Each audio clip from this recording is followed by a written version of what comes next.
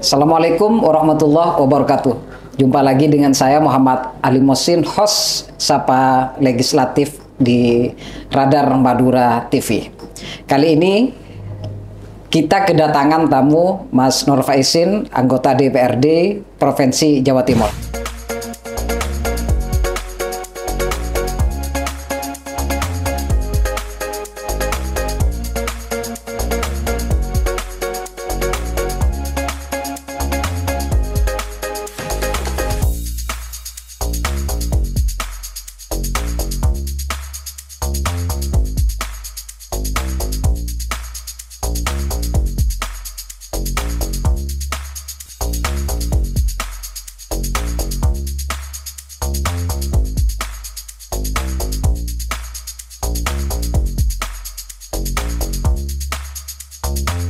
Jawa Timur. Assalamualaikum Mas. Waalaikumsalam Mas Mohsin. Terima kasih sudah datang kedua kalinya di Radar Madura TV.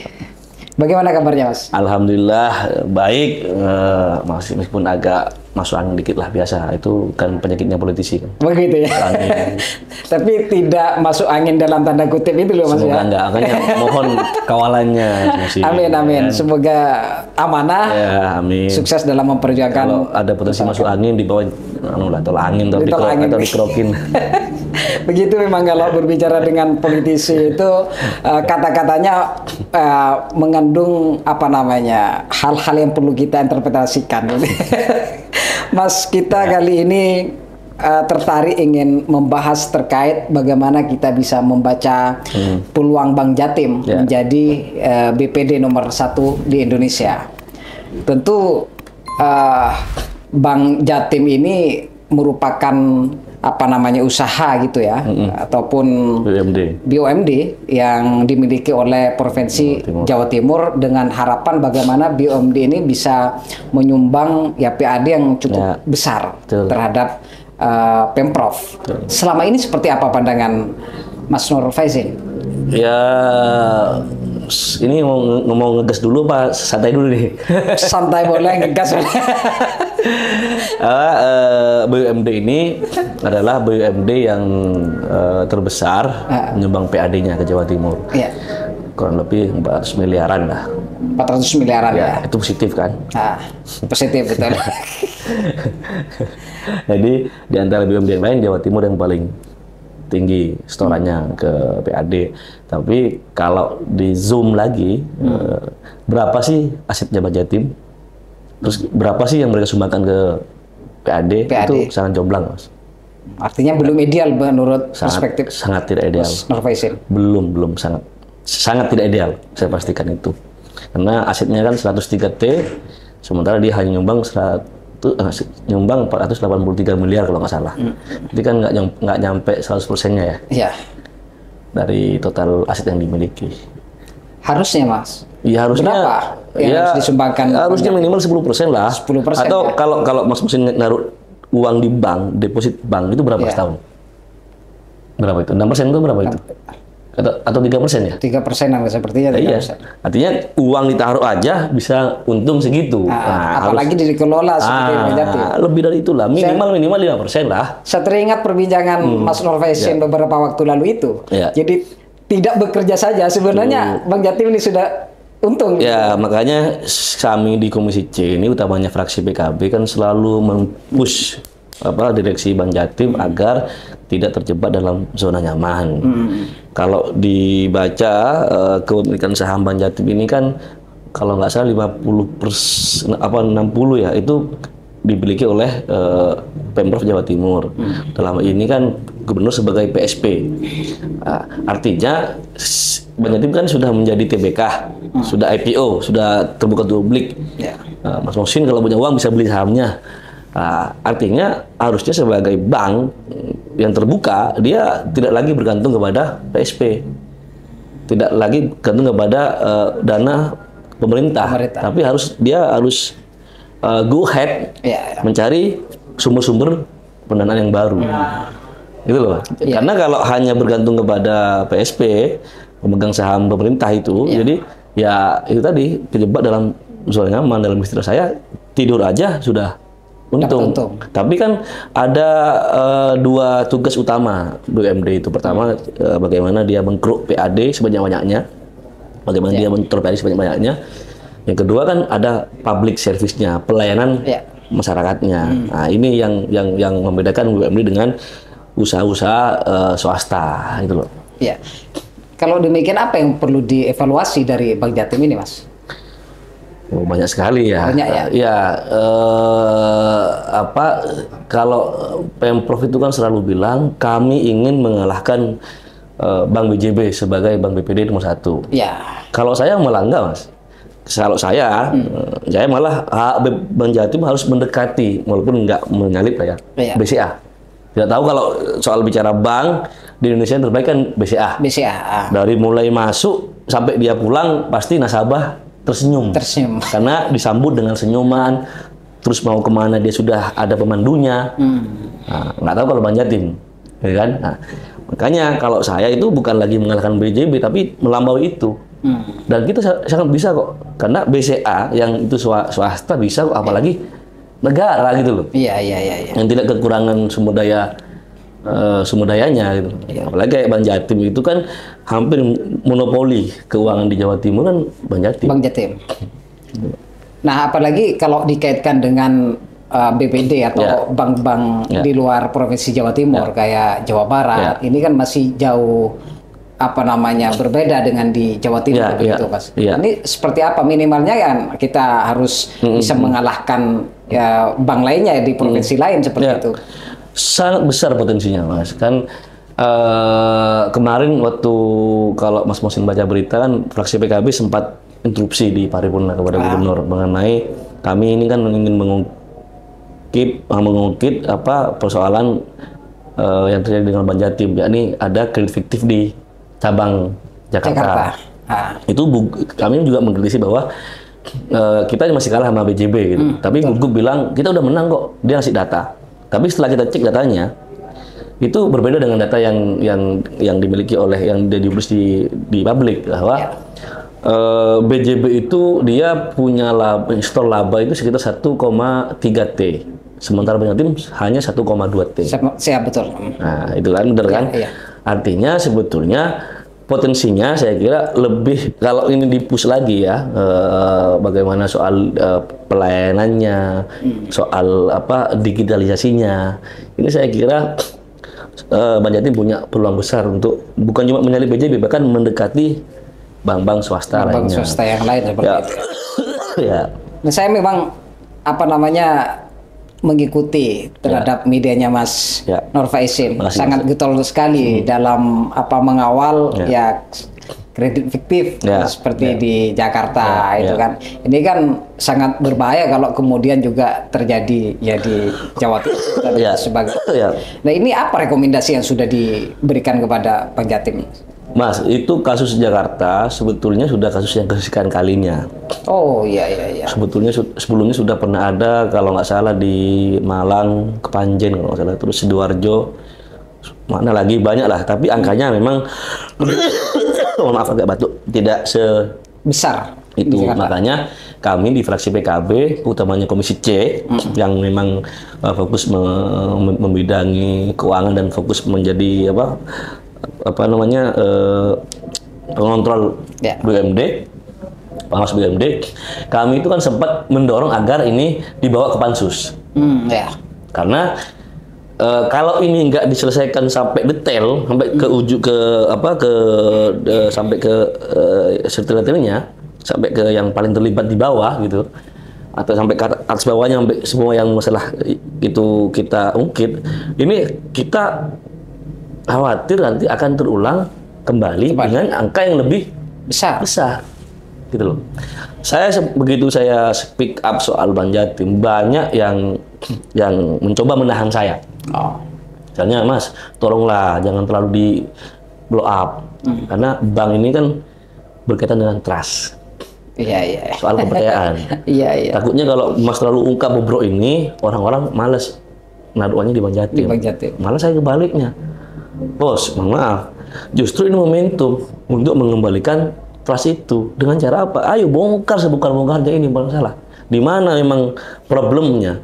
Lah begitu ini memang keungkap, kita perbaiki, kita tata kelolanya kita perbaiki dengan profesional. Saya yakin pada akhirnya masyarakat akan kembali percaya lagi. Tapi kalau ini hanya setengah-setengah, bahkan mungkin hanya jadi gimmick semata, ya jangan salahkan mereka kalau menarik uangnya dari Banjatim, gitu loh Mas. Iya. Jadi harus ada perubahan lagi-lagi di tubuh Bank Jatim ini, mulai dari direksi. Tapi informasinya masih ada yang dipakai dulu Mas. Ya itu kami Mas Mohsin sebetulnya sudah mengajukan pansus. Tapi karena kami ini hanya minoritas kan itu kan kalau mau kan mekanisme pansus begini. Mekanisme pansus perlu saya jelaskan ya biar nggak masyarakat tidak biar paham detail gitu. Pansus itu diusulkan oleh anggota, tidak ada minimalnya, sendiri pun boleh. Terus kemudian dirapatkan dalam bamus, kemudian akan dibawa ke paripurna. Di paripurna dimusyawarahkan. Kalau tidak ketemu dalam musyawarah mufakat akan divotingkan. Kami PKB 27 orang sudah mengusulkan itu Mas. Nah, tapi sebelum ke paripurna itu sudah dihadang di bamus. Padahal bamus sebetulnya ini kan hanya berrapat, hanya mengagendakan, tidak memutuskan pansus lanjut atau tidak. Tapi kami dihadang di situ. Akhirnya PKB tidak bisa membawa ini pansus ke menjadi gol gitu loh, karena kami kalah suara. Tapi kami tetap kritis. Kami mencoba waktu itu di Komisi C, kami memanggil karena ini kan masalahnya di seleksi ya, di seleksi direksi dan komisaris. Kalau direksi komisinya bagus, insya Allah ke bawah juga kan bagus lah. Momentum kemarin kan ada RUPS kan, ada seleksi baru. Kami panggil itu Prof Nuh sebagai ketua tim sel, yang itu juga which is dia ketua tim sel sebelumnya. Yang menghasilkan produk pradireksi ini. Nah, kami kan tidak ingin terulang kembali nih. Meskipun ya secara hukum mereka yang di direksi dan kemudian itu tidak terlibat, belum terlibat. Tapi kan secara moral ini secara moral sudah cacat gitu loh. Nah, kami ini ingin agar ini tidak terjadi lagi. Makanya kami panggil Prof Nuh sebagai ketua tim sel. Kami ingin memberikan masukan. Itu agar orang-orang yang dianggap bermasalah itu tidak kemudian dipakai kembali. Tapi tahu nggak? 3 kali kami panggil Prof Nuh mangkir. Makanya kami sekarang di fraksi PKB mencoba agar kita akan bersurat ke OJK dan akan beraudiensi. Bahkan kita juga akan menghadap ke Komisi 11 karena Komisi 11 itu kan mitranya OJK. Kalau kami kan nggak bisa manggil ke OJK kan, kami hanya bisanya audiensi. Makanya kami ingin meminta pendapat juga ke Komisi 11 agar ini menjadi perhatian. Kami ingin orang-orang yang menjabat ketika masalah ini terjadi sebagai pertanggungjawaban moral tidak lagi menduduki jabatan itu lagi sebagai bentuk tanggung jawab. Karena biar pas itu tadi kembali lagi gitu loh.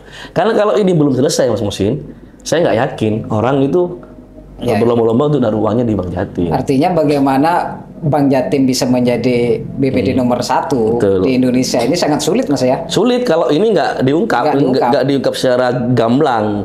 Karena persoalan di Bank Jatim ini sangat kompleks Mas Mohsin. Begitu saya speak up soal Bank Jatim, ada banyak pegawai bawahan yang itu menghubungi saya via DM di Instagram atau via WA, via TikTok. Mereka itu curhat persoalan-persoalan yang tadi di Bank Jatim. Lah gimana mereka misalnya mau senyum menghadapi nasabah kalau misalnya kesejahteraannya mereka nggak diurus, terjamin gitu loh. Contoh sederhana, di bank itu kan ada AO, account officer yang mencari kredit itu. Nah, di masing-masing cabang Jakarta, Surabaya, Pamekasan, Sumeneb, Arjasa, itu masing-masing AO itu ditarget 2,5 M sebulan. 2,5 M bagi pegawai AO yang di Surabaya mungkin angkanya kecil. Tapi bagi Pamekasan, bagi yang di pulau, nah, satu. Yang kedua, saya tanya kepada mereka itu, kalau misalnya ini tercapai targetnya 2,5 M, kalian dapat bonus nggak? Mereka bilang dapat Mas, tapi 8 bulan setelah tercapai itu baru dicairkan. Padahal kalau kita itu baca hadis Nabi kan, kita ini kalau mempekerjakan orang harus dibayar sebelum keringatnya keluar. Ya, itu loh. Sebelum keringatnya kering. Iya. Nah, hal-hal ini artinya harus dibenahi betul persoalan tata kelola SDM di Banjarmasin. Tapi kalau berbicara regulasi, apa memang harus bonus ya? Itu harus dicarikan waktu itu juga? Ya enggak sih, tapi ya? kan gini Mas Musin. Asas kemanusiaannya juga. Iya, kalau pegawai itu diperlakukan dengan baik, diperlakukan dengan sejahtera, itu kan akan berakibat kepada suasana kerja dia. Iya. Pasti akan lebih giat. Nah, sementara ini kan mereka enggak. Misalnya AO itu Zoom meeting sampai jam 1 malam. Pagi kan mereka harus kerja lagi. Kerja lagi. Banyak laporan ke saya, itu banyak orang yang karena kelelahan, itu begitu balik ke kantor kecelakaan. Nah, hal-hal ini kan yang harus dihindari. Bagaimana kita membuat suasana kantor itu nyaman, suasana kerja itu enak, sehingga mereka lebih produktif. Baik, dari berbagai permasalahan yang tadi, mungkin Mas Nurfaisin ini kan sudah memiliki berbagai usulan atau ide dan gagasan terhadap bagaimana Bank Jatim ini bisa lebih baik ke depannya. Selama ini apakah sudah dipanggil pihak Bank Jatim ke DPR misalkan? Sering, Mas. Sering, ya? Sering. Bahkan persoalan yang Jakarta itu kredit fiktif itu sebenarnya kan kita sudah lama dengar. Beberapa kali, bahkan kita kunjungan ke cabang Jakarta, mereka itu menutupi. Sampai akhirnya kejaksaan, akun IG-nya kejaksaan memposting itu. Makanya kami panggil akhirnya kan. Padahal kami tahu sebetulnya. Artinya kalau emang mereka nganggap kita sebagai mitra, harusnya kan ngomong dari awal. Pak, kami ini lagi ada masalah ini loh. Pasti kan kami akan bantu kok. Karena kami sayang Pak ke Bank Jatim. Bank Jatim ini seperti tadi saya bilang, BUMD yang paling banyak store dividen, store PAD lah. Tapi sebetulnya lebih banyak potensi yang harus dikembangkan, dikuatkan gitu loh. Baik, Mas, apa indikator utama yang menurut Mas Nurfaisin harus dicapai Bank Jatim untuk bisa dinobatkan ya sebagai BPD nomor 1 di Indonesia? Ya, kalau saya sederhana. Pertama, asetnya harus ditambah. Artinya kalau untuk menjadi Bank Jatim bank pertama itu kan harus mengalahi BJB kan? Iya, BJB. Dari sisi setoran PAD-nya. Nah, itu yang harus dilangkahi oleh Bank Jatim. Nah, target awalnya itu dulu ya? Itu dulu. Nah, kemudian ke hal-hal lainnya. Misalnya, karena tadi saya bilang kan BUMD ini kan bukan hanya mencari untung, mencari PAD, tapi juga harus ada public service-nya, pelayanan masyarakatnya. Misalnya, ada berapa banyak sih UMKM yang dari menengah menjadi naik. Dari yang sangat mikro menjadi menengah. Karena faktor Bank Jatim. Itu kan harus jadi ukuran, Mas Musin. Nah, ini tidak hanya cuma cari cuan, tapi juga bagaimana mendorong agar iklim UMKM di Jawa Timur ini bisa tumbuh karena ada intervensi dari Bank Jatim. Siap. Baik, Mas Nurfaisin, ternyata memang masih banyak PR ya yang harus dikerjakan agar Bank Jatim ini bisa menjadi atau kelasnya naik lah menjadi BPD nomor 1 di Indonesia, mulai dari pengelolaannya, terus kemudian dari tenaga atau SDM yang harus profesional dan lain sebagainya.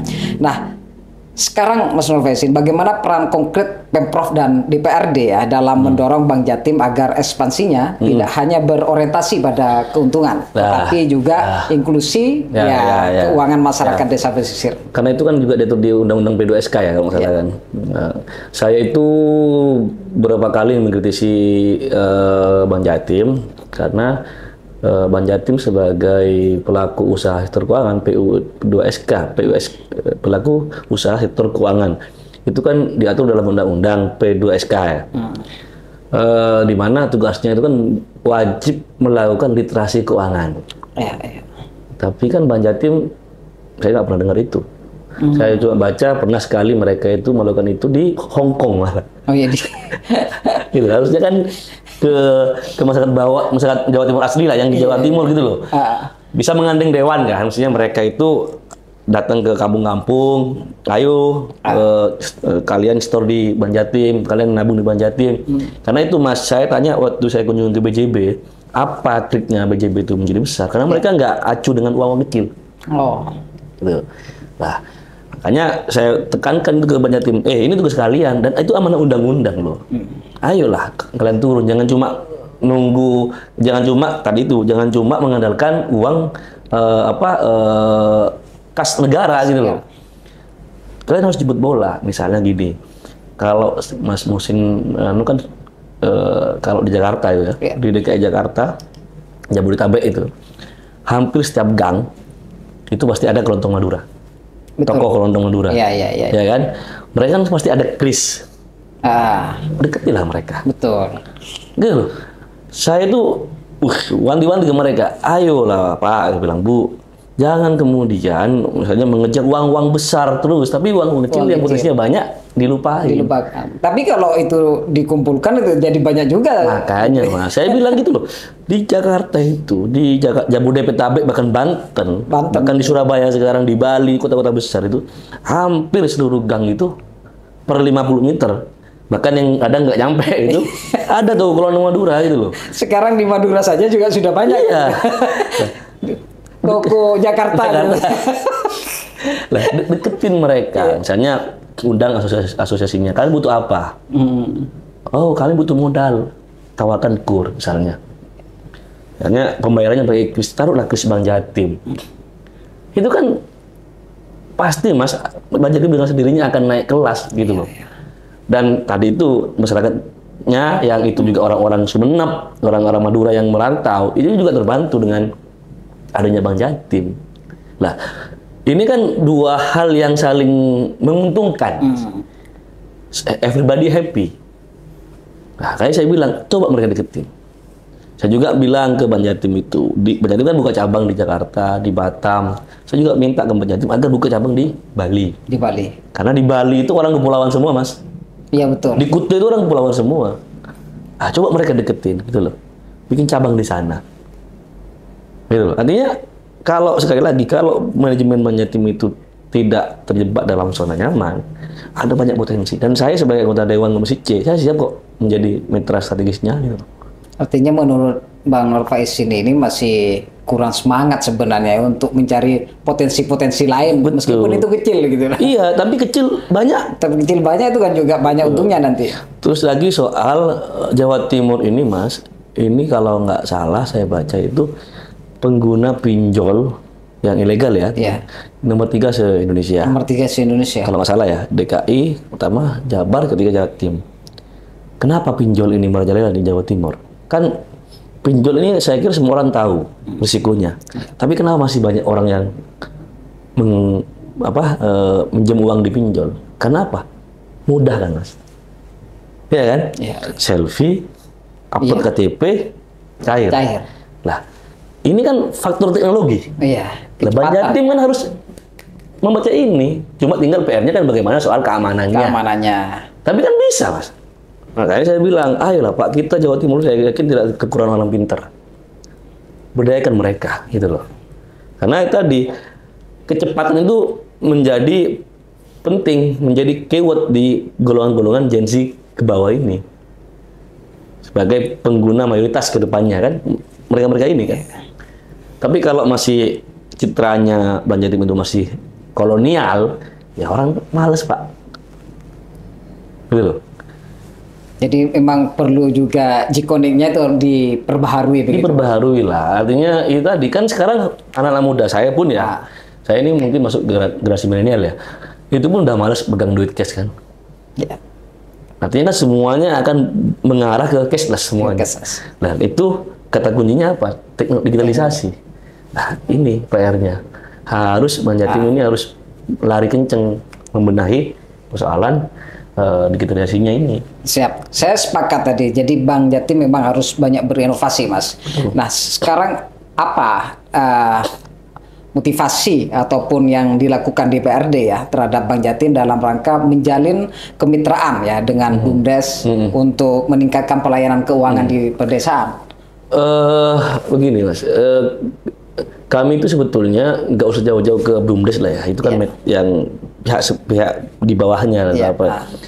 Sebetulnya kalau ada kolaborasi aja di antara BUMD, misalnya kayak JGU, misalnya mereka mau bikin usaha properti. Modalnya dari mana? Bank Jatim. Bank Jatim. Lah ini aja nggak terjadi kok gitu loh. Tapi kalau ini dibangun mental kolaborasi tadi itu, semua stakeholder yang mau dia uang besar, uang kecil, harus diekspansi sama Bank Jatim. Sehingga itu tadi cita-cita melampaui BJB itu bukan hanya slogan. Nah, BUMDes ini kan sekarang udah hampir semua kan ada BUMDes ya desa kan. Iya. Mereka emang tadi benar harus dideketin apa yang menjadi daya tawar dari Bank Jatim. Kalau kamu naruh di Bank Jatim apa kelebihannya? Saya kan begitu Mas, karena ini kan udah pasar bebas. Iya betul, justru bank-bank lain yang melakukan hal itu Mas. Nah, itu dia. Jadi Bank Jatim masih ketinggalan seperti itu. Karena tadi itu saya lihat itu masih berkutat dalam zona nyaman yang memonopoli uang se-Jawa Timur dalam uang pegawai Jawa Timur itu. Ya. Baik, Mas. Ya. Menurut Mas Nur Faisin, dalam 3 sampai 5 tahun ke depan apa faktor kunci ya agar Bank Jatim ini sukses menjadi bank atau BPD nomor 1 di Indonesia? Ya pertama tadi kan saya bilang soal profesionalisme profesionalisme dari ya. tingkat paling atas sampai paling bawah. Ada kasus misalnya beberapa bulan lalu BIFES G-Connect itu kena bobol. Ya. 116 miliar kalau nggak salah. Oh. Ini kan tadi saya bilang kan PR-nya digitalisasi, harus diperbaiki ini. Pengamanannya gitu. Pengamanannya, sehingga orang merasa nyaman naruh uangnya di Bank Jatim.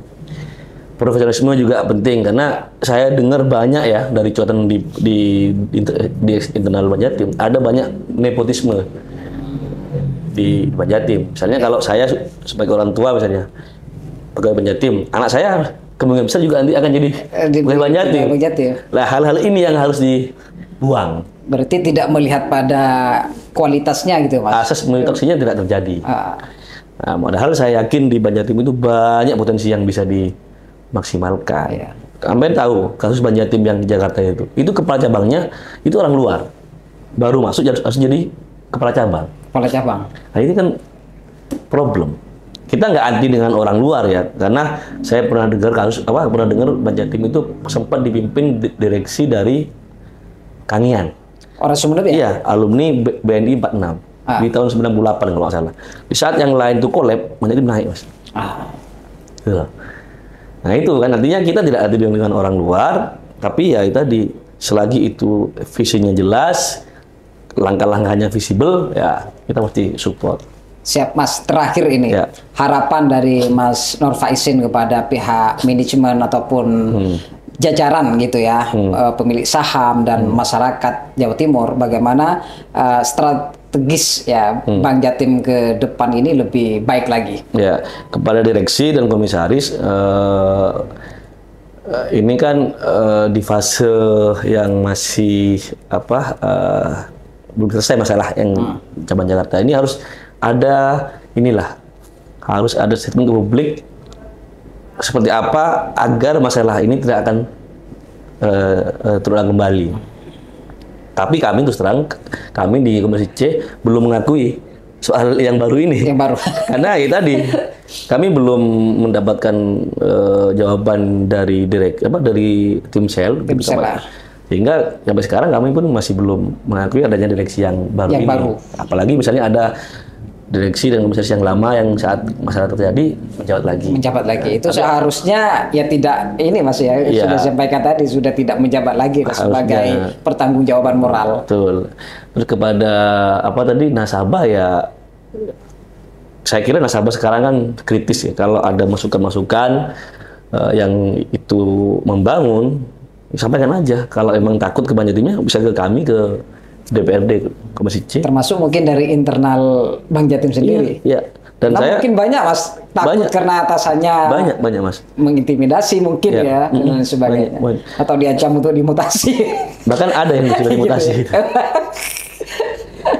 Gitu. Baik, terima kasih penonton Jawa Pos Sadar Madura TV. Demikian perbincangan yang sangat menarik ya dengan Mas Nur Faisin, politisi muda ya asal Sumeneb, tentang ya kita berbicara bagaimana Bank Jatim bisa menjadi BPD nomor 1 di Indonesia. Semoga dengan berbagai gagasan maupun ide yang sudah disampaikan nanti bisa menjadi evaluasi besar Pemprov Jawa Timur, sehingga nanti Bank Jatim diisi oleh orang-orang yang profesional, diisi oleh orang-orang yang memang memiliki komitmen besar untuk bagaimana membawa Bank Jawa Timur ini lebih maju dan mengalahkan provinsi lainnya. Terima kasih Bang Mas Nur Faisin telah hadir di Radar Madura TV. Wassalamualaikum warahmatullahi wabarakatuh. Waalaikumsalam warahmatullahi wabarakatuh.